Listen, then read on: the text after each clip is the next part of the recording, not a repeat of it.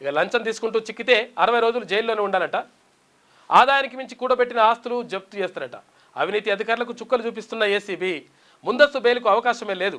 22 మంది అధికారులు ఇప్పటికీ జైలుకే పరిమితం. బెయిల్ దొరక్క నెల రోజులుగా చెంచల్గూడ జైల్లోనే కాళేశ్వరం ఈఎన్సీ మురళీధర్రావు ఉన్నాడట. ఎన్ని రోజులు వేసినా ఏం కాదు. ముసలాయన్ని రిటైర్ అయిన తర్వాత తీసుకొచ్చి పెట్టిరు ఇట్లా చాలామందిని. ఎందుకంటే పైసలు ఎట్లా తీసుకోవాలి ఏం కథ అని చెప్తారని.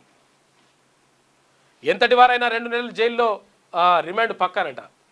లంచం తీసుకుంటూ పట్టుబడ్డ ఆదాయానికి మించి ఆస్తులు కూడబెట్టిన అవినీతి అధికారులకు ఏసీబీ చుక్కలు చూపిస్తుంది. అవినీతి నిరోధక చట్టం కింద 2 నెలల నుంచి 3 నెలలు నెలల పాటు జైల్లోనే ఉంచుతున్నది. ఆదాయానికి మించి ఆస్తులు కూడబెట్టిన కేసుల్లో 100 కోట్ల రూపాయలు విలువ చేసే అక్రమాస్తులను స్వాధీనం చేసుకుంటున్నది. ఇక అవినీతితో సంపాదించిన ఆస్తులను జప్తు చేస్తున్నది. ఈ ఏడాది 8 నెలల కాలంలో మొత్తం 162 కేసులు నమోదు చేయగా ప్రైవేట్ వ్యక్తులు సహా దాదాపు 180 మందిని ఏసీబీ అధికారులు అరెస్ట్ చేశారు. ఇందులో 22 మంది గత 3 నెలలుగా జైల్లోనే ఉన్నారు. ఆదాయానికి మించి ఆస్తుల కేసులో కాళేశ్వరం ఈఎన్సీ మురళీధర్ను గత నెల 22న అరెస్ట్ చేయగా నెల రోజులుగా బెయిల్ లభించడం లేదు. ఆయన దాఖలు చేసిన బెయిల్ పిటిషన్ను కోర్టులు డిస్మిస్ చేశాయి. మరో ఈఎన్సీ హరిరామ్ను ఏప్రిల్ 26న అరెస్ట్ చేయగా 52 రోజుల పాటు జైల్లో ఉన్నాడు.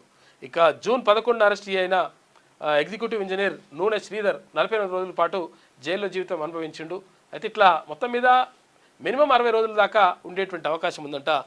ఎవరైతే అవినీతి చేసినటువంటి అధికారులు ఉంటే వాళ్ళ పని అవుతుందంట. లేటెస్ట్ న్యూస్ తెలుగు మరియు ఇంగ్లీష్ అప్డేట్స్ కోసం ఇప్పుడే క్యూన్యూస్ అఫీషియల్ యాప్ని ప్లే స్టోర్ నుండి డౌన్లోడ్ చేసుకోండి. సరికొత్త సమాచారాల కోసం క్యూన్యూస్ వెబ్సైట్ని ఫాలో అవ్వండి. ఛానల్లో ప్రాంతీయ, జాతీయ, అంతర్జాతీయ వార్తలు వీక్షించండి. లైక్ చేయండి.